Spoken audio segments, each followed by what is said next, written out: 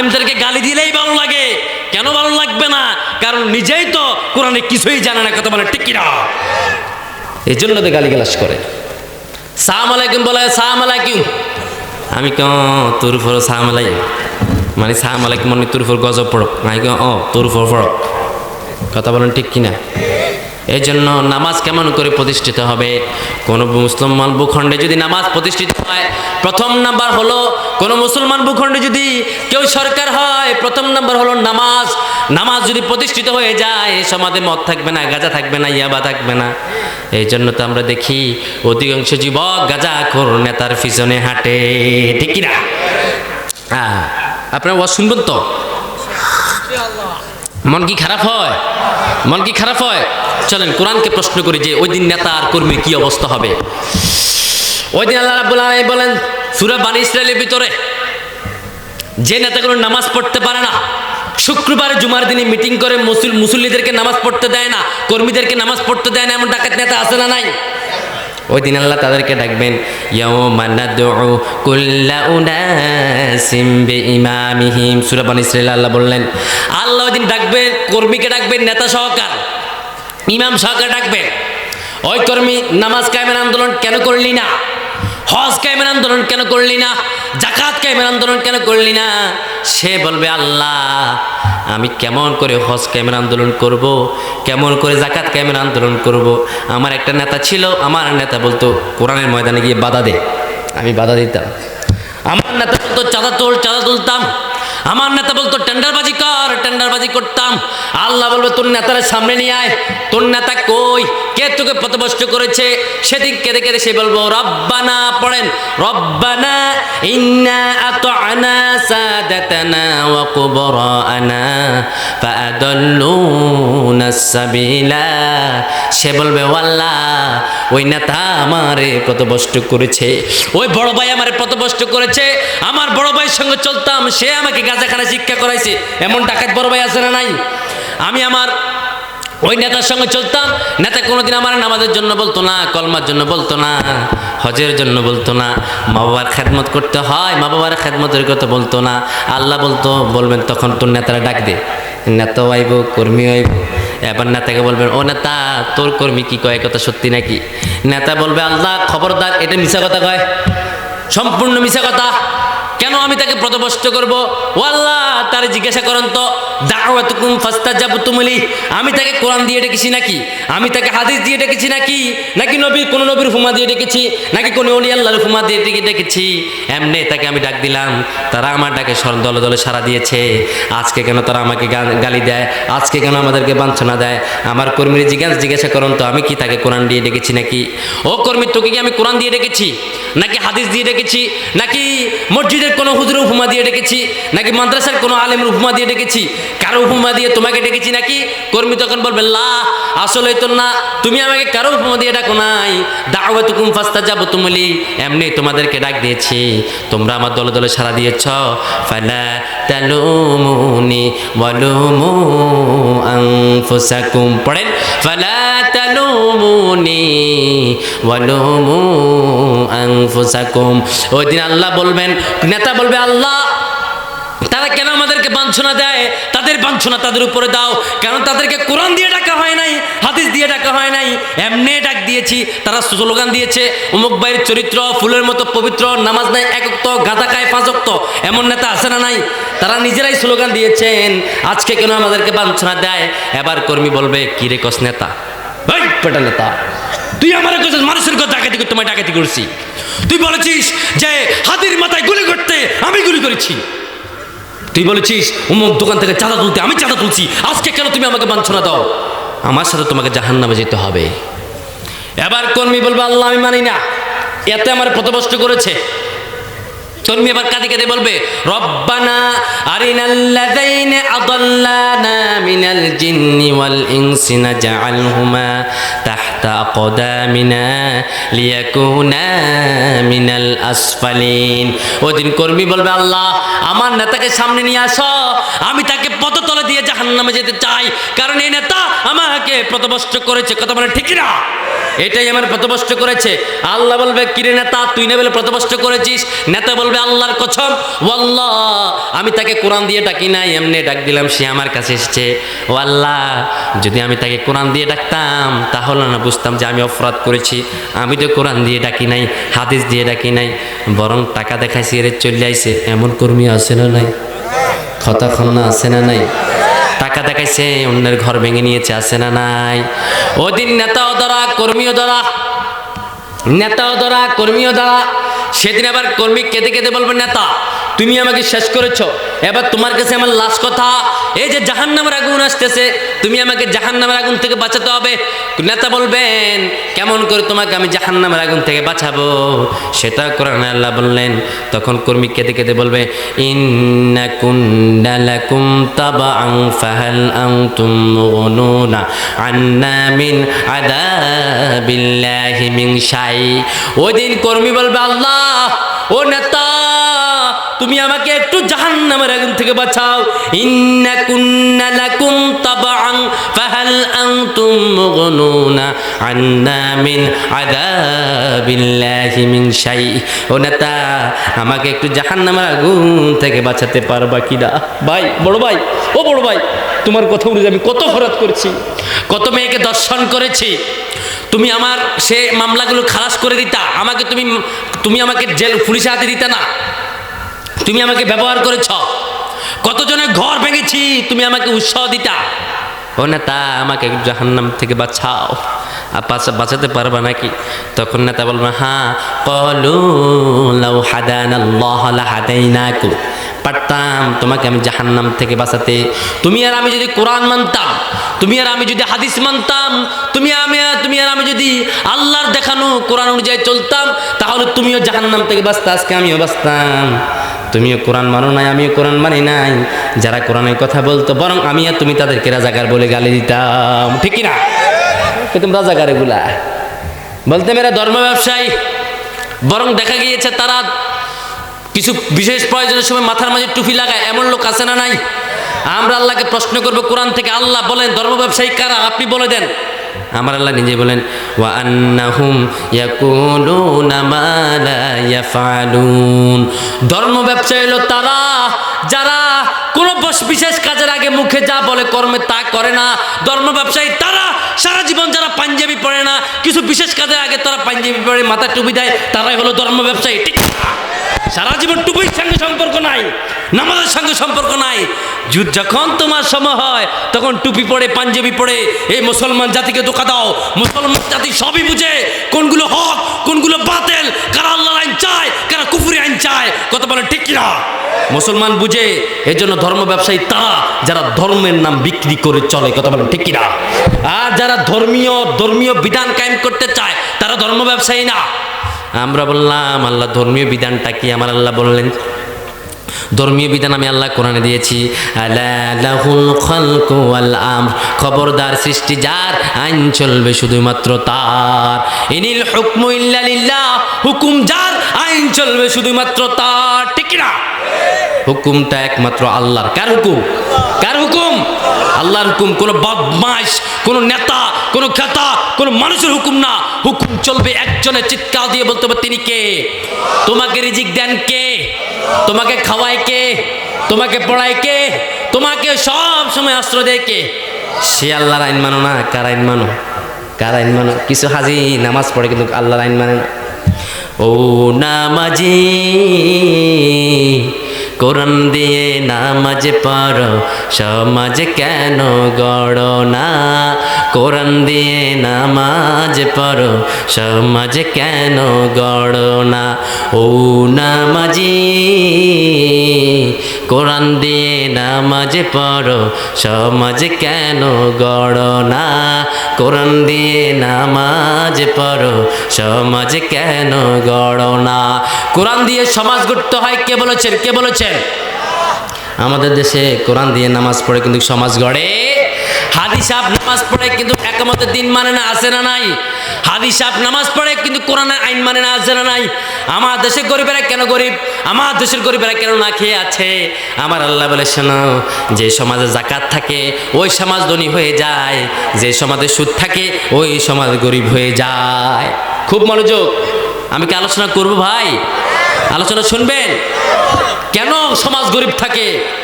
স্বাধীনতার পর থেকে অনেকেই রাষ্ট্র গঠন করেছে। আমার আল্লাহ 6টা বিধান দিয়েছে, আকামুস সালাহ ওয়া আতাউয যাকাত ওয়া আমারু বিল মারুফ ওয়া নাহাউ আনিল মুনকার ওয়া লিল্লাহি আকিবাতুল উমুর। এই 6টা বিধানের মধ্যে প্রথম হচ্ছে নামাজ, দ্বিতীয় হচ্ছে যাকাত। কই, সবাই তো সরকার গঠন করলো, সবাই তো রাষ্ট্র গঠন করলো, আজ পর্যন্ত নামাজের আইন পাস করা হয় নাই, যাকাতের আইন পাস করা হয় নাই, জেনার আইন বন্ধ করা হয় নাই, মদের আইন বন্ধ করা হয় নাই। এই দেশের 90% মুসলমান রাষ্ট্রে এখনো আল্লাহর বিধান কায়েম করা হয় নাই। কথা বলে ঠিক কিনা? বরং আল্লাহর বিধান কায়েম না করে কবরে গেলে সে কাফের হয়ে মরবে। কথা বলে ঠিক কিনা? আমরা বললাম, আল্লাহ যদি আল্লাহর বিধান মানতে হয় আমাদেরকে কি করতে হবে? আমার আল্লাহ বলেন, যদি আল্লাহর বিধান মানতে হয় আমার নবীকে তোমরা নেতা মানতে হবে। কারণ বিশ্বনবী আমাদের নেতা। বিশ্বনবী আমাদের কি? আর যারা বলেন কি নেতা, ওই নেতাকে মানে না। অনেকে তো অনেক কিছু করলো, কই যাকাতের কথা নাই। আমার গরিবগুলো এখনো সুদে টাকা নিয়ে রাষ্ট্র চালাতে হয়। কথা বলেন ঠিক কিনা? এই গরিবগুলো সুদে টাকা নিয়ে সন্তানকে বিদেশ পাঠাতে হয়, রিক্সা চালাইতে হলো সুদে টাকা লাগে। আমার আল্লাহ বলে, শোনো, আমার কোরআন যারা কায়েম করবে তাদের দ্বিতীয় নাম্বার দায়িত্ব হলো যাকাত। যদি যাকাত কায়েম হয়ে যায়, আমার গরিবেরা যখন সন্তানকে বিদেশ পাঠাবে, যাকাত অফিস থেকে টাকা নিয়ে সন্তানকে বিদেশ পাঠাবে। লোভ, কত রকম লোভ দেখাচ্ছে। আহারে, আহা, শুধু একটা বারে বলে না যে আমরা ক্ষমতায় গেলে যাকাত ভিত্তিক রাষ্ট্র করব, এটা তো বলে না। আমরা ক্ষমতা গেলে নামাজ কায়েমের আন্দোলন করব, আমরা ক্ষমতা গেলে আল্লাহর 4 দফা কায়েম করব, তাহলে এই দেশে শান্তি প্রতিষ্ঠিত হবে। কথা বলে ঠিক কিনা? বলে না, যাকাতের কথা বলে না। কেমন করে যাকাতের কথা বলবো? কারণ এগুলো সবগুলো হলো চোহাই যাও, এটার মালিক আমার আল্লাহ। দুনিয়াতে থাকো, এটার মালিক আমার আল্লাহ। যেখানে যাও সেখানে আমার আল্লাহর আইন মানতে হবে। যেহেতু দুনিয়া ছেড়ে কোথাও যেতে পারবা না, তাহলে শুনে রাখো, আমার জমিনে থাকতে হলে আমি আল্লাহর আইন মানতে হবে। এই ঘোষণাটা যিনি দিয়েছেন তিনি কে? কে দিয়েছে? কে দিয়েছে? আল্লাহ। তুমি দুনিয়ার জমিনে থাকতে হবে, আল্লাহর আইন অবশ্যই তোমাকে মানতে হবে প্রিয় ভাই। এই জন্য বিশ্বনবী সাল্লাল্লাহু আলাইহি সাল্লাম বললেন, প্রথম নাম্বার ন্যায় বিচার করবে তারা যারা ইমামুন আদল, ন্যায় বিচারককারী। বিশ্বনবী সাল্লাল্লাহু আলাইহি সাল্লাম বুখারী শরীফে বর্ণনা, তিনি বলেন, মান ক্বালা বিহি সাদাকা ওয়া মান আহকামা বিহি আদালা। যারা কোরআন দিয়ে আমল করলো, সত্য আমল করলো, যারা কোরআন দিয়ে বিচার করলো, সত্য বিচার করলো, যারা কোরআন দিয়ে কথা বললো তারা সত্য কথা বললো। মান ক্বালা বিহি সাদাকা, অর্থাৎ কোরআন দিয়ে কথা বললো, সাদাকা সত্য কথা বললো। ওমান আহকামা বিহি আদালা, কোরআন দিয়ে বিচার করলো, সত্য বিচার করলো। এখন বিচারের সময় কোরআন থাকে না থাকে ফানে বাড়া জর্দা, যেগুলো বিচার করে এগুলো বড় বড় মোষ আছে না নাই, ফ্যাট আছে না নাই, কোনো দাঁড়িয়েও নাই, বিচার করে আর তলে দিকে টাকা দিলে বিচার উল্টে এলায়, এমন টাকাতে আছে না নাই। এরা বিচার করে না। এই জন্য কোরআন দিয়ে বিচার করতে হয়, হাদিস দিয়ে বিচার করতে হয়, আল্লাহর বিধান দিয়ে বিচার করতে হয়। কথা বলেন ঠিক কিনা? যেখানে আল্লাহর বিধান নাই, যেখানে হাদিস নাই, ওইখানে শান্তি আসতে পারে না। এই জন্য বিশ্বনবী বলেন, এক শ্রেণীর লোক মরার সময় বড় কুৎসিত হয়ে মরবে, তাদের চেহারা এত কালো হয়ে যাবে, চেহারার দিকে তাকানো যাবে না। আমরা বললাম, আল্লাহ তারা কারা?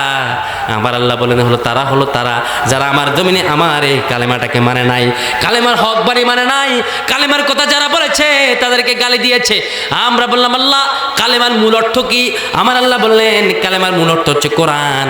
আমরা বললাম, আল্লাহ এই কোরআন কি এমন মূল অর্থ? এই কোরআন কেন এসেছে আপনি বলেন।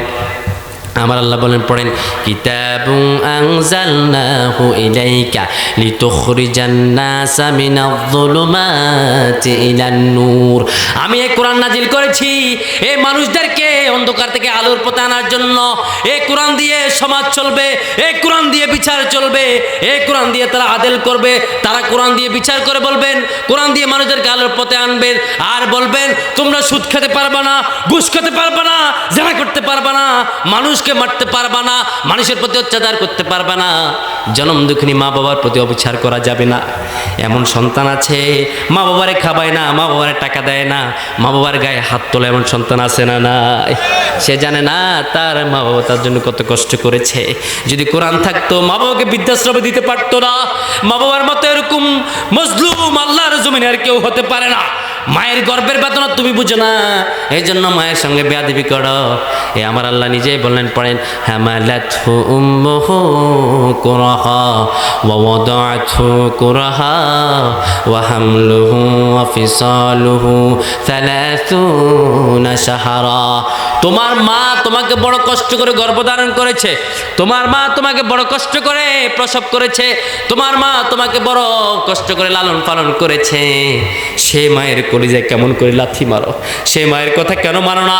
ও যুবক, শুধুমাত্র অন্ধ, শুধুমাত্র পথভ্রষ্ট, তারা কোরআন পড়ে না, কোরআন জানে না, কথা বলে ঠিক কিনা? ছোটবেলায় পড়ায় হাট্টি মাট্টি টিম, তারা মাথায় পায়ে ডিম, তাদের খাড়া দুটো সিং, তারা হাট্টি মাট্টিম টিম। ইংলিশ পড়ায়, ম্যাজিস্ট্রেট বানায়। বৃদ্ধ বয়সে মা বাবাকে বৃদ্ধাশ্রমে দিয়ে সন্তান বিদেশে চলে যায়, আছে না নাই? মা বাবা পড়ো তোমার জন্য আল্লাহর ওলি, ফির কোরআন পড়লে তুমি এটা জানতা আল্লাহর বিধান কায়েম হলো। যারা মা বাবার সঙ্গে বেয়াদবি করে এদেরকে শুলে চড়াইতো, এদেরকে পিড়াইয়া চামড়া ফাড়াই ফেলতো। মা বাবার সঙ্গে বেয়াদবি মানে কোরআন নাই, বিধান নাই, এই জন্য অহরহ বেয়াদবি। বউয়ের কথা ধরে মা বাবার সঙ্গে বেয়াদবি করে, এমন ডাকাত আছে না নাই? আহারে মা বাবা কেমন! তুমি সন্তানের কিছু হলে তোমার মা জানে, তুমি সন্তানের কোনো ব্যথা হলে তোমার মা জানে, তোমার মা তোমার কষ্ট বুঝে ফেলে। এই জন্য কবি বললেন, বিদেশে বিরাজে যারো ও আল্লাহ, এ পুত্র মারা যায়, পশু পাখি না জানিতে আগে গো জানে মা। বিদেশে বিরাজে যারো ও আল্লাহ, এ পুত্র মারা যায়, পশু পাখি না জানিতে আগে গো জানে মা। এমন আদরের মা বাবা যারো ও আল্লাহ, এ অন্ধকার কবরে মাফ করিয়া দেন না গো আল্লাহ, মাহফিলের খাতিলে মাফ করিয়া দেন না গো আল্লাহ, মাহফিলের খাতিলে। ঠিক কি না? তোমার মা তোমাকে কত কষ্ট করে গর্ভধারণ করেছে তুমি জানো না, তুমি আল্লাহর কোরআন জানো না, এই জন্যই তো মা বাবার সঙ্গে বেয়াদবি করো। ফিরের দরবারে গরু নিয়ে যাও, ফিরের দরবারে ছাগল নিয়ে যাও, ফিরকে হাদিয়া দাও। তোমার জন্ম দুঃখিনী মা ঘরে না খেয়ে বসে আছে, তোমার মা তোমার কাছে পানের বিড়া চায়, তুমি পান কিনে দাও না।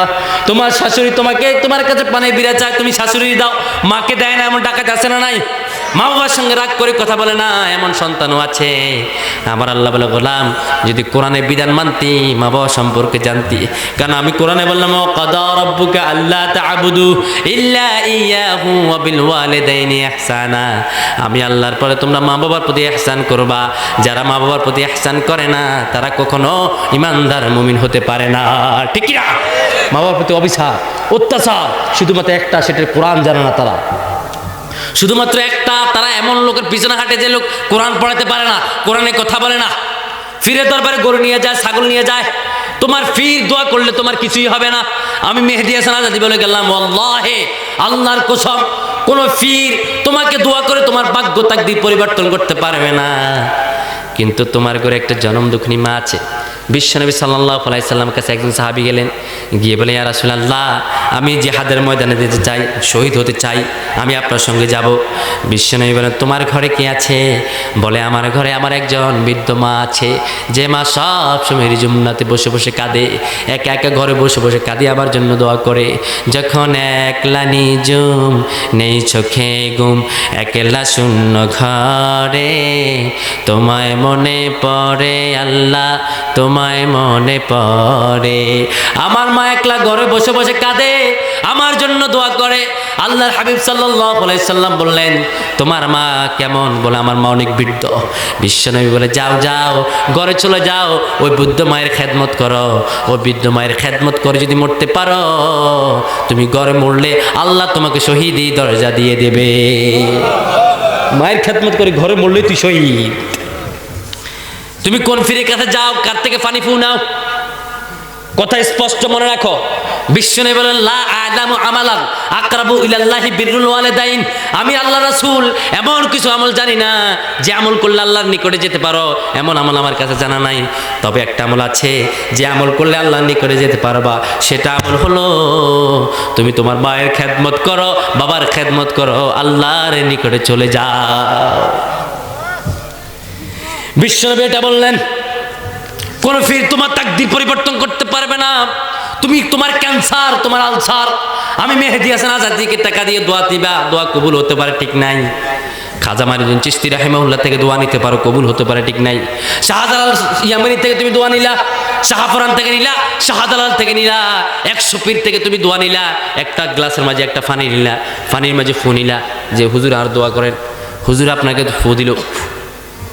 আর একটা গ্লাসের মাঝে আপনার মা, গরিব মা, আপনার মূর্খ মা কিছুই জানে না, আপনার মা কিছুই জানে না, কোরআনে পড়তে পারে না, আপনার ওই মা যদি এই গ্লাসের মাঝে একটা ফু দেয়, বিসমিল্লাহ বলে ফু দেয়, আর দুনিয়ার সকল ফির এই গ্লাসে ফু দিয়েছে, এই পানি খাওয়ার সঙ্গে সঙ্গে আপনার ক্যান্সার ভালো হতে পারে, না হতে পারে, কোনো গ্যারান্টি নাই। কিন্তু আমার আল্লাহ বলে, শোনো, তোমার ওই নাখান্দা মায়ের পানি যখন তুমি খাবা, আমি আল্লাহ মুহূর্তের মাঝে তোমার ক্যান্সার ভালো করে দেব। 100 পীরের দোয়া তোমার তাকদীর পরিবর্তন করতে পারবে না, কিন্তু তোমার জনদুঃখিনী মা, তার দোয়ায় তোমার তাকদীর পরিবর্তন হয়ে যাবে। আমি মেহেদী হাসান আজাদী, আমার মা বাবার কারণে, মা বাবা দোয়ার কারণে আজাদী, সারা বাংলাদেশ ওয়াজ করে, কোন ফিরের দোয়া আমি আজাদী হই নাই। আমি সে বন্ড ফিরদেরকে দেখতে পারি না, যে ফির কদমের সেজদা নেয়, এমন ফির আছে না নাই? আছে না নাই? বলেন তো, সেজদার মালিক কে? সেজদার মালিক কে? সে ফির কদমের সেজদা নেয়। তুমি ফিরের দরবারে ছাগল দিবা না, গরু দিবা না।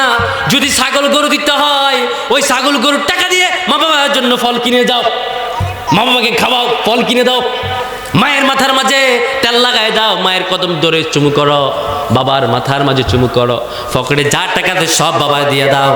তোমার আব্বা আম্মা যদি তোমার জন্য দোয়া করে, তুমি যমুনার সর্বশ্রেষ্ঠ আল্লাহর ওলি হবা, সবচেয়ে বড় ধনী লোক তুমি হবা। এটা পরীক্ষিত বেটা। কিসের শ্বশুর শাশুড়ির কথা শুনোস? নিজের মাকে মা বলে না, শাশুড়ি হয় আম্মা জান। তাদের বাবা হলো তালই মশাই, শ্বশুর মশাই বাবজান।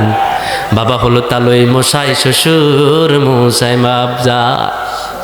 নিজের মাকে মা বলে না, নিজের মাকে মা বলে না, শাশুড়ি হয় আম্মা জান। তাদের বাবা হলো তালই মশাই, শ্বশুর মশাই বাবজান। বাবা হলো তালই মশাই, শ্বশুর মশাই বাবজান। ঠিক না? মাকে মা কয় না, শাশুড়ি আম্মা যান। শাশুড়ি কল দিলে আম্মু আম্মু। তোমার শাশুড়ি তোমাকে দোয়া করলে কবুল হতে পারে, না হতে পারে, ঠিক নাই। কিন্তু তোমার মা যদি একটা বার চোখের পানি দুনিয়ার জমিনে ফালায়, সঙ্গে সঙ্গে তুই ধ্বংস। কারণ মায়ের গর্বের কথা কে বলেছে? মায়ের একদার দুধের দাম, কাটিয়া গায়ের চাম, পাপোশ বানাইলে ঋণের শোধ হবে না। এমন দরদি বাবে কেউ হবে না আমার মাগো, এমন দরদি বাবে কেউ হবে না আমার মাগো। ওরে প্রসবের কি ব্যথা, মা জানে সে কথা, মরিয়াও মায়ে মরণ হইল না। ওরে প্রসবের কি ব্যথা, মা জানে সে কথা, মরিয়াও মায়ে মরণ হইল না। মায়ে দরিয়া জঠরে কত কষ্ট করে 10 মাস 10 দিন পরে পেল বেদনা। এমন দরদি বাবে কেউ হবে না আমার মাগো, এমন দরদি বাবে কেউ হবে না আমার মাগো। ঠিক না? এই জন্য আল্লাহ বলবেন, মা বাবার খেদমত কেন করলি না? মসজিদের খতিব তোর কত ওয়াজ করেছে, ওয়াজ কেন শুনলি না? সে তখন আল্লাহকে বলবে, আল্লাহ ওয়াকালু লাউ কুন্না নাসমাউ আও নাআকিলু মা কুন্না ফি আসহাবিস সাঈর। ও আল্লাহ, আমি যদি শুনতাম, আমি যদি খতিবের কথা মানতাম, তাহলে আজকে আমি জাহান্নামে আসা লাগতো না, আমার মায়ের বদদোয়ায় আমি জাহান্নামে ঢুকা লাগতো না। ঠিক না? আমি যদি হুজুরের কথা শুনতাম, মূর্খ নেতার পিছনে হেঁটে আমি আমার আমল নষ্ট করতাম না। ঠিক না? আমি যদি আল্লাহর ওলির কথা শুনতাম, ওই যে বড় বড় তাফসীরকারদের কথা শুনতাম, তাদেরকে আমি উল্টা জায়গায় বলেছি। এই জন্য আমি আপনাদেরকে বলি, মায়ের ওয়াজ করে এমন হুজুর আছে না নাই? মায়ের ওয়াজ করে কিন্তু আমল করে না। নামাজের ওয়াজ করে আমল করে না, যাকাতের ওয়াজ করে আমল করে না, ইসলামী রাষ্ট্রের ওয়াজ করে আমল করে না, এগুলা মুমিন না, এগুলো হলো ডাকাত। কে বলেছেন? কে বলেছেন? সেই কোরআনের কথা আপনারা মানতে রাজি আছেন না নেই? কোরআনের কথা শুনতে রাজি আছেন না নেই? হুজুর কি আসতেছে? হুজুর আসা পর্যন্ত আমি ওয়াজ চালাবো নাকি শেষ করবো? জি, সংক্ষিপ্ত করব। শোনেন, তারা ওই দিন আফসোস করবে। আফসোস না, আমি 1 ঘন্টা। তারা ওই দিন আফসোস করবে, আফসোস করে করে বলবে, আফসোস করে করে বলবে এর জন্যে যে আল্লাহ আমরা তো ভুল করেছি, আমরা ভুল করেছি, আমরা ভুল করেছি, আমাদেরকে মাফ করে দেন। আল্লাহ ওই দিন বলে না, ফালাউ আন্না লানা কাররাতান ফানাকুনা মিনাল মুমিনিন। ওই দিন ওরা বলবে আল্লাহ দুনিয়ার জমিনে একটিবার পাঠাও, মাওয়ার খেদমত করব, আমরা যাকাত দেব, আমরা কোরআন মানব, আমরা হাদিস মানব। আমার আল্লাহ বলবে না, তোমার টাইম শেষ, আবার জাহান্নামে ঢুকো। ওই দিন তারা জাহান্নামে ঢুকবো, ফেরেশতা তাদেরকে ধরবেন, খুযুহু ফাগুল্লুহু সুম্মাল জাহিমা সাল্লু সুম্মা ফি সিলসিলাতিন যারউহা ৭০ যিরাআন ফাসলুকুহু। আল্লাহ বলবেন ধর, শিকলবন্দি কর। ওই দেখা যায় জাহান্নাম করছে যে গর গর। এটা মায়ের খেদমত করা নাই, বাপের খেদমত করা নাই, বাবার গতে বুড়ি গা, মায়ের গতে বুড়ি, কথা বলেন ঠিক কিনা? ধর এটারে। আমরা বললাম আল্লাহ যারা বড় ডাকাত এদেরকে চিনবেন কি করে? যারা মসজিদের টাকা মেরে খায় এমন সভাপতি আছে না নাই? যারা মাদ্রাসার টাকা মেরে খায় এমন সভাপতি আছে না নাই? আমরা বললাম আল্লাহ এদেরকে আপনি চিনবেন কি করে? আমার আল্লাহ বলেন এদেরকে চিনবো এদের কপাল দেখে, এদের চেহারা দেখে। আমরা বললাম আল্লাহ দলিল কি আপনি বলে দেন। আমার আল্লাহ বলে শোনা, দলিল হলো ইউরাফুল মুজরিমুনা বিসিমাহুম ফায়ুখাযু বিন নাওয়াসি ওয়াল আকদাম ফাবিআইয়ি আলাই রাব্বিকুমা তুকাল্লিবান। ওদিন আল্লাহ বলবেন এদের চেহারা দেখে আমি চিনতে পারবো এটা হলো ডাকাত, এটা কোনোদিন আল্লাহর আইনের পক্ষে কথা বলো নাই, এটা হলো চোর, সারা জীবন মা বাবার সঙ্গে বেয়াদবি করেছে, এ ডাকাত, ভাইয়ের সম্পত্তি জোর করে খেয়েছে, বোনের সম্পত্তি জাল দলিল করে খাইয়ালায়। এমন ভাই আছে না নাই? বোনের সম্পত্তি চুপ মেরে দিয়েছে, আছে না নাই? ভাইয়ের সম্পত্তি মেরে দিয়েছে, আছে না নাই? আল্লাহ ওই দিন বলবেন আমি তো কোরআনে ভাগ করে দিয়েছি, কোরআনে ভাগ করলাম, ভাইয়ের সম্পত্তি দে, বোনের সম্পত্তি দে, কেন দিলি না? আমি কোরআনে বললাম আল্লাহর আইন মানার জন্য কেন মানলি না? আমি কোরআনে বললাম মা বাবার খেদমত করতে কেন করলি না? আমি কোরআনে বললাম চোর চোট্টা ডাকাতের সাথে সম্পর্ক রাখা যাবে না, কেন তুই সম্পর্ক রাখলি? কথা বল, কথা বল। সেদিন বলবে আল্লাহ আমি চরম আকারে ভুল করেছি, আমার তুমি মাফ করে দাও। আমার আল্লাহ বলে হ্যাঁ তোমাকে তখন মাফ করা যাবে যখন তুমি আল্লাহর এই কোরআনটাকে মানতা। কারণ এই কোরআনের ভিতরে কোরআন মানলে সুখ আছে না নাই? শান্তি আছে না নাই? এর জন্য কোরআন যারা মানে তাদের কবর হয় মসজিদের পাশে, ঠিক কি না? কোরআন যারা মানে তাদের কবর হয় নেককার পন্থী জায়গার মাঝে। যারা কোরআনের পক্ষের লোক তাদের কবরটা হবে মসজিদের পাশে। এই জন্য তো কবি নজরুলের কবর ছিল মসজিদের পাশে, কথা বলেন ঠিক কিনা? কবি নজরুল নিজেই কোরআনে গান গাইতেন, হাদিসের গান গাইতেন, এই জন্য ওনার কবর হলেন মসজিদের পাশে।